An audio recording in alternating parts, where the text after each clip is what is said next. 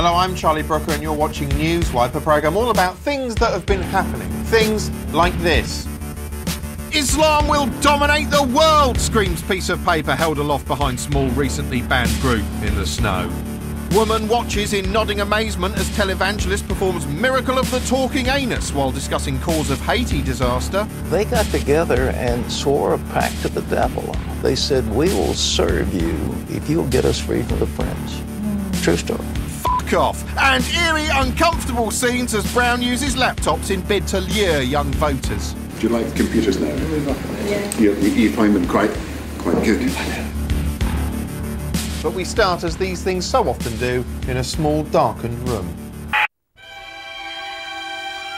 We humans like to think we're more sophisticated than the rest of the animal kingdom just because we know how to operate a fan heater. But in truth, we're still primitive, easily spooked creatures that can't help pricking their ears up at the first hint of danger. Constantly being on the lookout for danger is a basic survival mechanism that's served us jolly well throughout history. In fact, it's why we're all still here.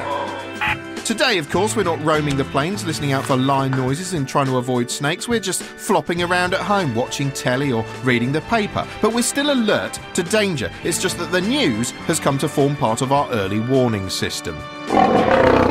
The trouble is that while some things are authentically worrisome, the news has an inherent bias towards the worst-case scenario in every single case. There's little middle register. Scientific projections, for instance, have a wide margin of error. If you're looking at some lurgy, the best-case scenario could be that a mere 300 people could die.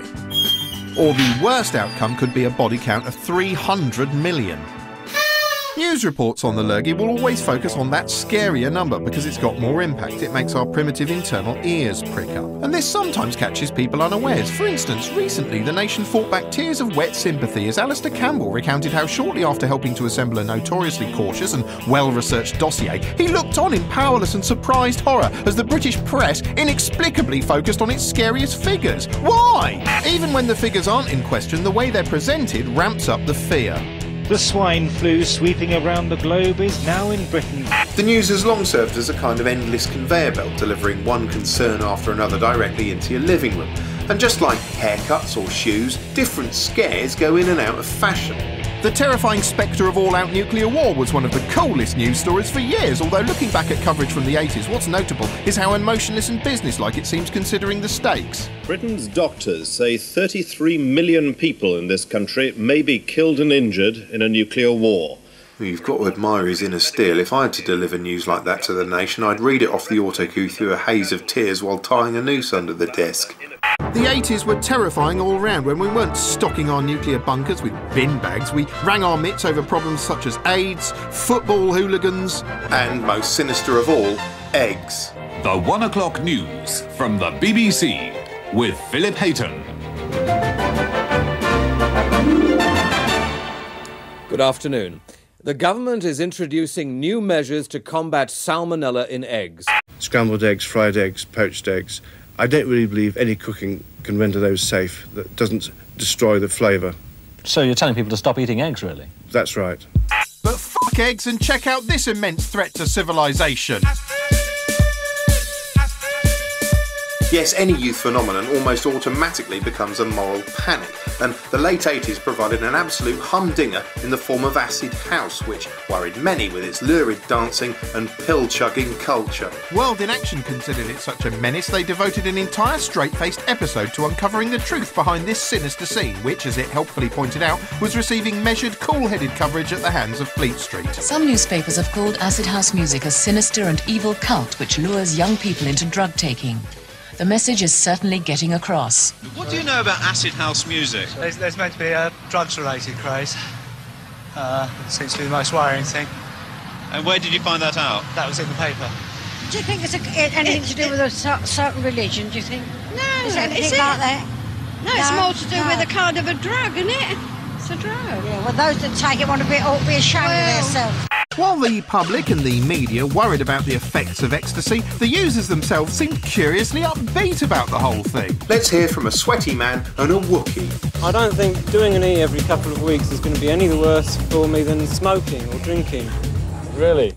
The 90s veered from drugs to bugs as the tabloids seized on a random cluster of cases of necrotising fasciitis, which had been around since the 1800s, and sexily rechristened it the flesh-eating bug, thereby helpfully scaring the shit out of millions. Even people who'd already had it got retrospectively concerned. He's told me I was a lucky boy in the hospital, but it doesn't really hit home then.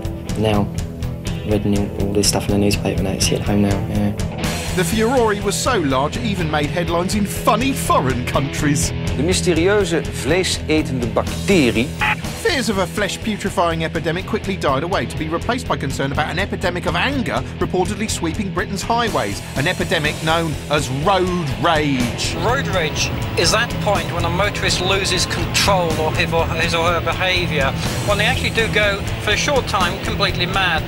Come on, move forward a bit. I'm supposed to look at this wanker. Are you going to let me out, or what? Fucking hell.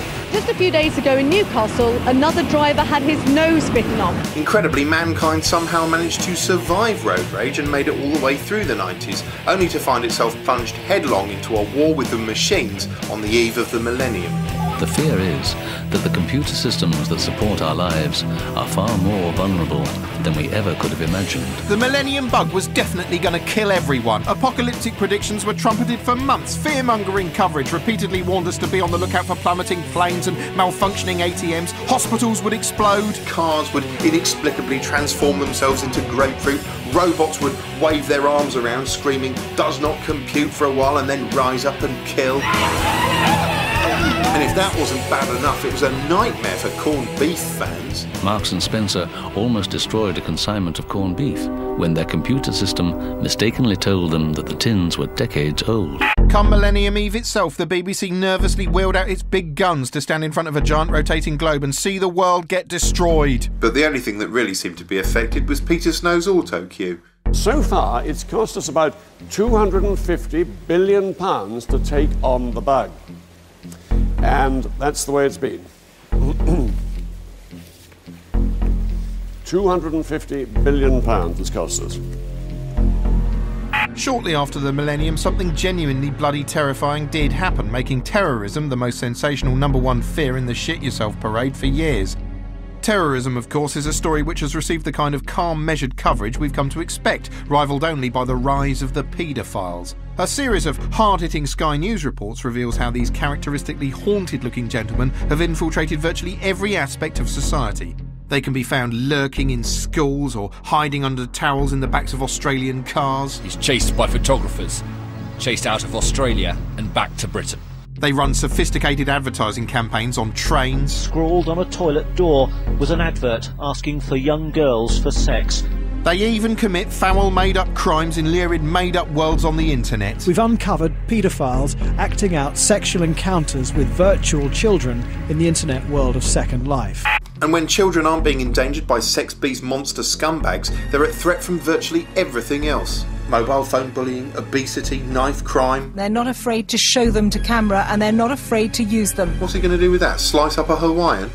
With so many horrible things in the world to choose from at any given time, how do news bosses pick which ones to concentrate on? Here's Canadian journalist Dan Gardner, author of Risk, The Science and Politics of Fear, with his view.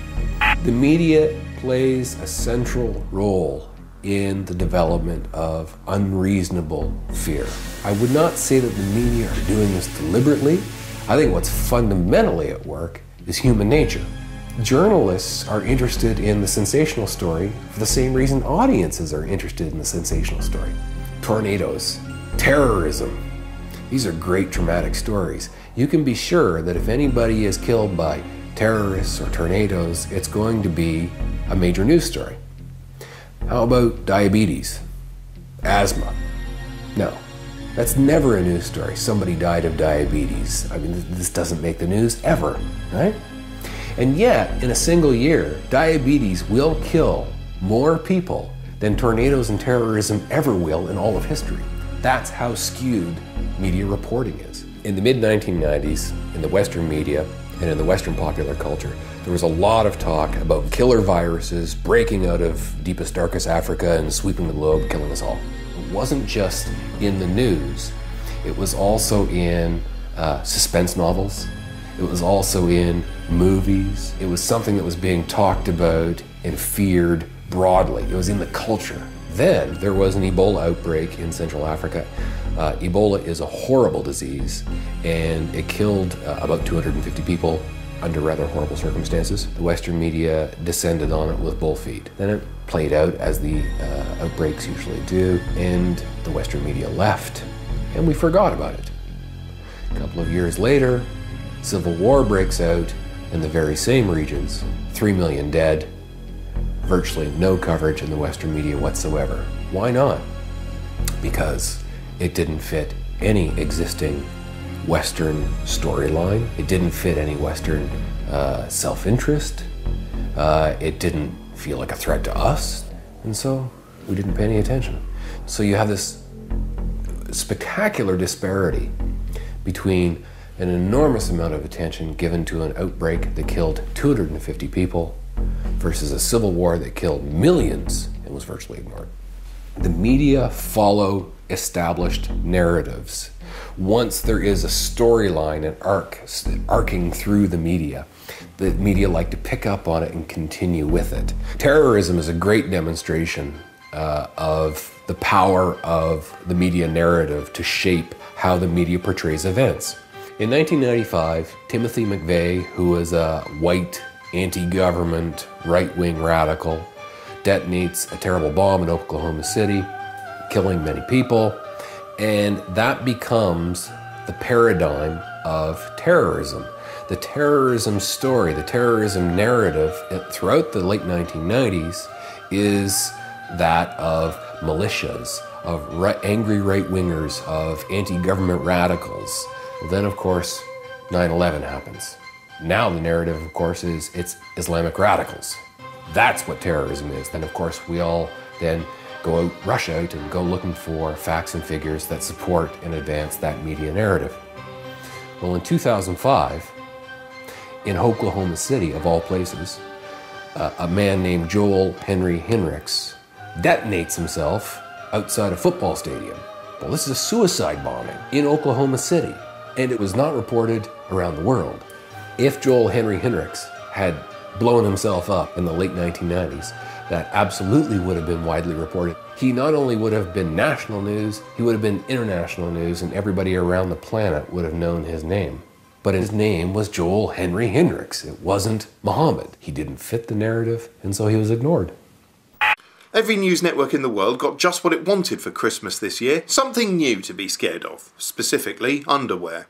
The drama began on Christmas Day when a man wearing the world's least amusing pair of novelty underpants boarded a plane bound for Detroit. As it descended for landing, he tried to detonate something by injecting a syringe into his thigh, a bit like Pete Doherty.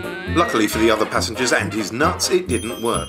The news obediently sprang into action and speedily descended on Detroit Airport like a load of planes or something. Exterior cameras recorded endless thrilling scenes of the plane grounded behind chicken wire and mountaineers scaling the boarding steps, while indoors, reporters scrambled around trying to find interesting eyewitnesses to interview.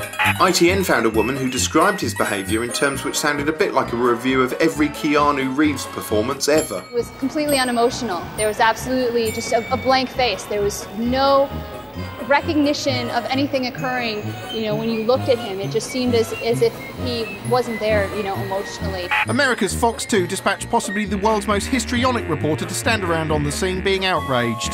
Quite frankly, the details are chilling, and it's very scary to think what could have happened to so many innocent people if his plan to kill would have worked. It's almost as horrifying to think how melodramatic you'd be if it had. How did this happen? How did this man beat security? How is a man that is on a do-not-fly list able to get on a plane? Well, I don't know, shouty hat, you're the journalist, go and find out. To be fair, Shrieky Guts was right. There were many unanswered questions about the perpetrator. The first being, how do you pronounce his name?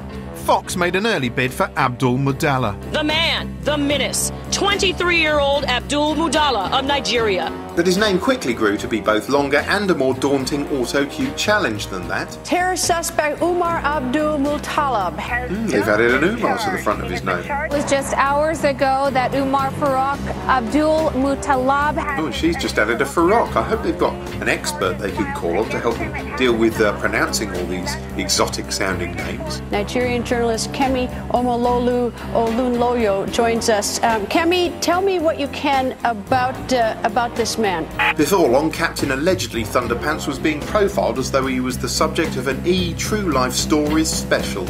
How did Umar Farouk Abdul Muttalab get so close to blowing up an airliner?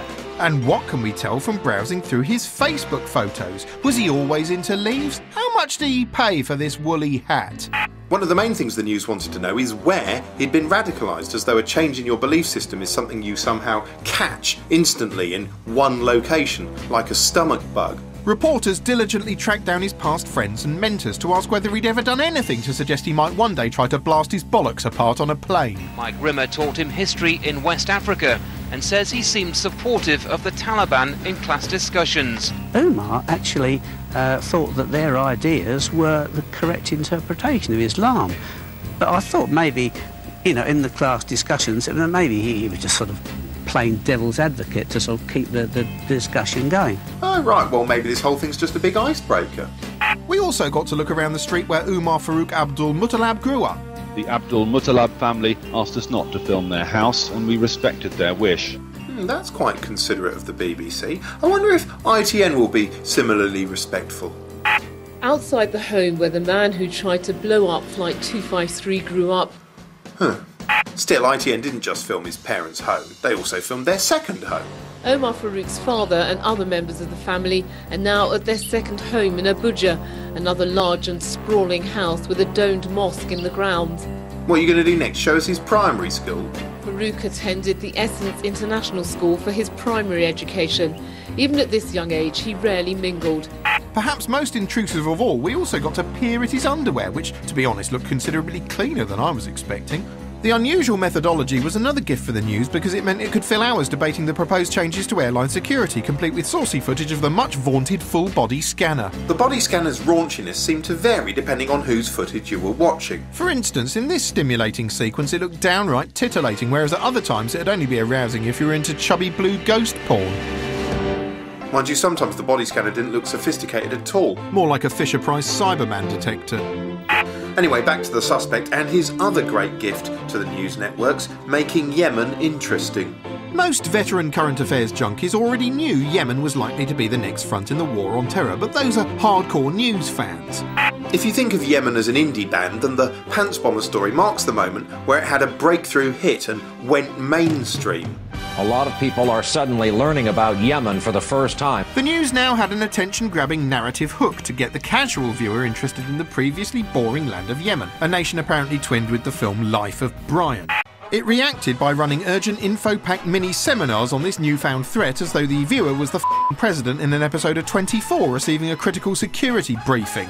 It was almost as if the entire Yemeni nation had been wished into being overnight. The news had a whole new land of fear and chaos. Jihadistan, Afghanistan too, Al-Qaeda on sea. Thing is, Yemen wasn't just new to many viewers, but many reporters too. It's across the way they're selling portraits of Saddam Hussein. Saddam Hussein's good, he's poised. Without much footage of their own from outside the capital, news networks relied heavily on images uploaded by Al-Qaeda themselves, and this can ramp up the fear factor considerably, as Al Jazeera soberly pointed out. Most intelligence officials say there were only a few hundred active members in Al-Qaeda in the Arabian Peninsula. So these videos act as almost like a force multiplier. They allow the group to portray itself as being much larger and much more influential than it actually is. So they're happy to get these images out there. In short, it looks like 2010 might be Yemen's year in the spotlight. It's the next big chapter in the news' favourite ongoing horror story. Don't have nightmares. Obviously, there's nothing funny whatsoever about a man trying to blow up a plane, but there might be something poetic in it. Here's award-winning poet and shambles Tim Key. The bad gentleman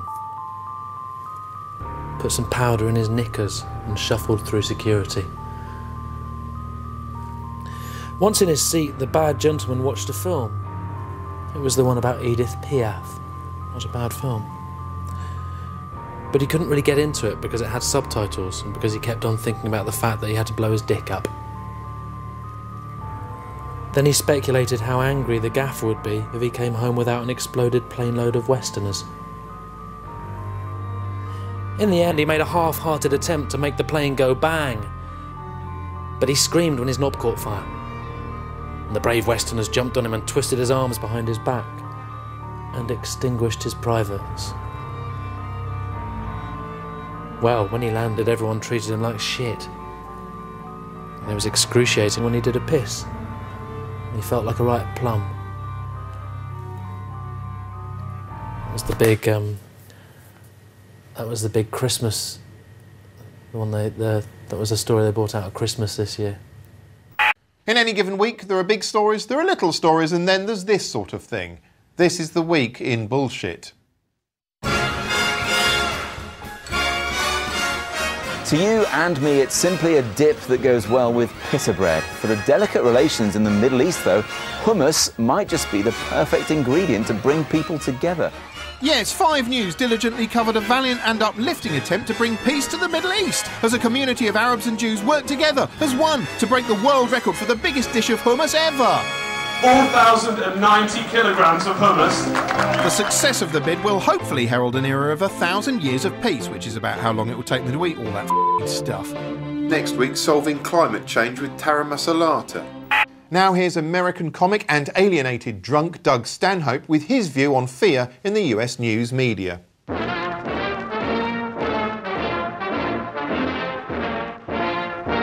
I'm Doug Stanhope, and that's why I drink.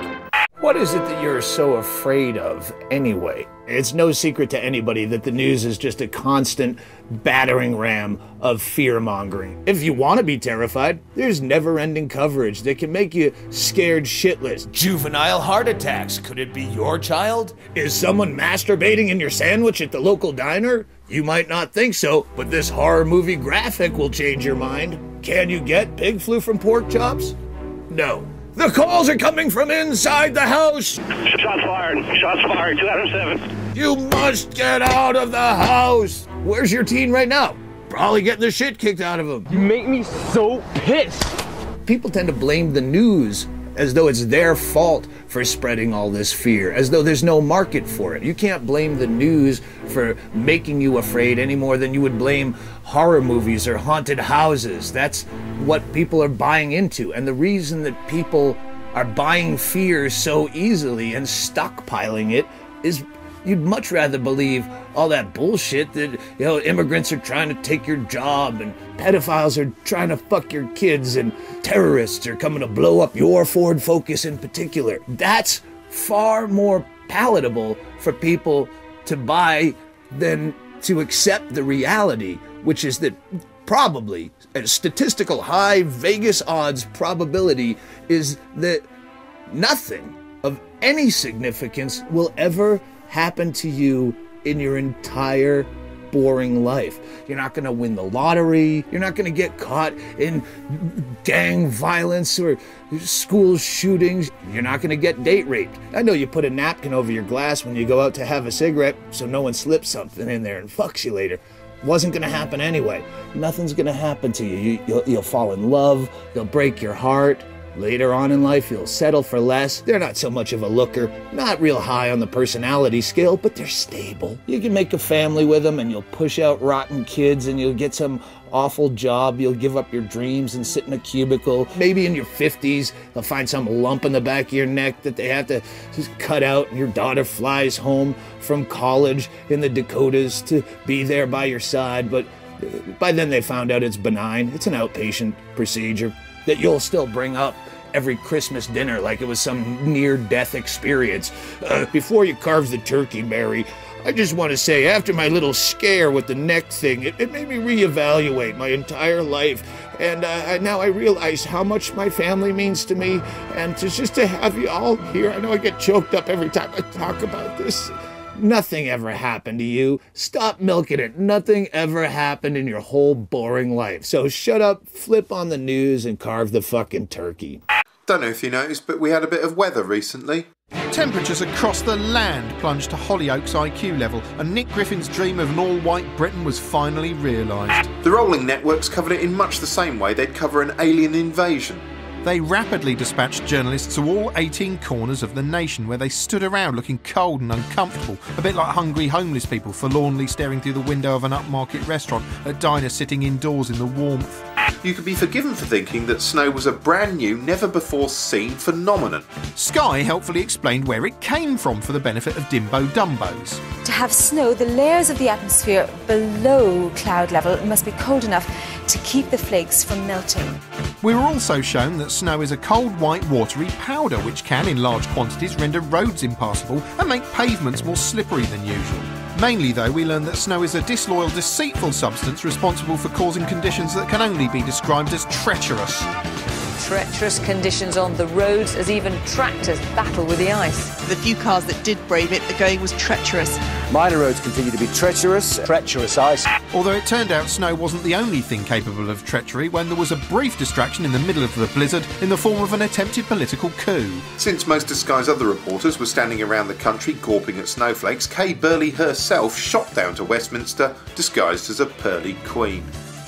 But it was a false alarm. Gordon Brown remained in power and a humiliated Jeff Hume had to nod his way through impromptu bollockings from passing backbenchers to embarrassing effect on ITN. Get on with doing your backbenchers, Joe. Okay. Good. Having shot to the top of the news agenda, the coup quickly shrank back down. Meanwhile, back in the Kingdom of Narnia, the state of Britain's slippery pavements was providing bulletins with plenty of tittersome you've-been-framed style slapstick. This spot in Bristol claimed 2 victims in very quick succession. All they had to do was pop a camera next to an icy bit of pavement, hit record, sit back and let the hilarity commence. It's still dangerous for Dublin pedestrians. He's probably in hospital now. Slippery pavements were a huge concern for many journalists as they pandered to some of the moaniest people in Britain. The pavement should be gritted like the roads. People leave their cars at home because they can't get off their drives and so forth and so on. They must be gritted like the roads. Last year during a cold snap, the news largely contented itself with showing viewers snowy shenanigans. There was still plenty of that this time, and very charming it was too, but overall the emphasis was firmly on the negative. More schools are out now the snow puts A-levels and GCSE exams at risk. Record demand for gas and electricity strains supplies and pushes up prices. We explore how much the appalling weather will cost you. Yes, to the miserable newsmongers, the snowfall was little more than a collection of new things to worry about. They worried whether shopkeepers would run out of bread and pastries. Last packet of croissants. Just got a few of the bits of normal Kingsmill stuff. They worried whether their viewers knew how to defrost a frozen pipe. Basically, once you locate a pipe, just turn the hairdryer on. They even worried whether baboons could comprehend what was happening. It's a shame we can't talk to the animals and tell them what all this cold, white stuff is. No, it isn't. Largely, though, they worried about the supply of grit. We're in big problems with grit. They were obsessed with the notion we might run out of grit, thereby killing everyone in Britain. The news went live to every variety of gritting depot you could imagine. There were boring gritting depots, dull gritting depots, tedious gritting depots, underwhelming gritting depots, undermanned gritting depots, manned gritting depots, indoor gritting depots, outdoor gritting depots, murky gritting depots, sexy gritting depots. Everywhere you looked, the news was taking it up the gritter. No wonder they lost all sense of perspective. With more snow and ice forecast, is Britain sliding toward chaos? While the reporters stood around looking miserable, concerned and serious, real people were having a laugh. They were frolicking, tumbling, sledging and arsing around in the background, precisely the sort of frivolity Alistair Stewart has no time for. The bad weather has indeed brought great acts of humanity, but as you just saw, it's also been an excuse for spectacular stupidity. With its doomy mantra of treacherous conditions, chaotic roads, perilous pavements, arctic winds and plummeting mercury, the news did its melodramatic best to turn the winter wonderland into a story of death from the skies.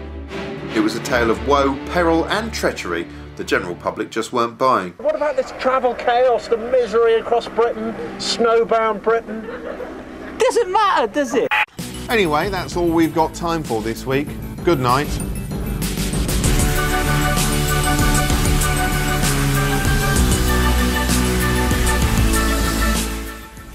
Coming up, breaking major scandals and revealing dark secrets, all in the corridors of power. Rory Bremner is joined by Edwina Curry for a look at the perils of a political memoir, as Dear Diary concludes next.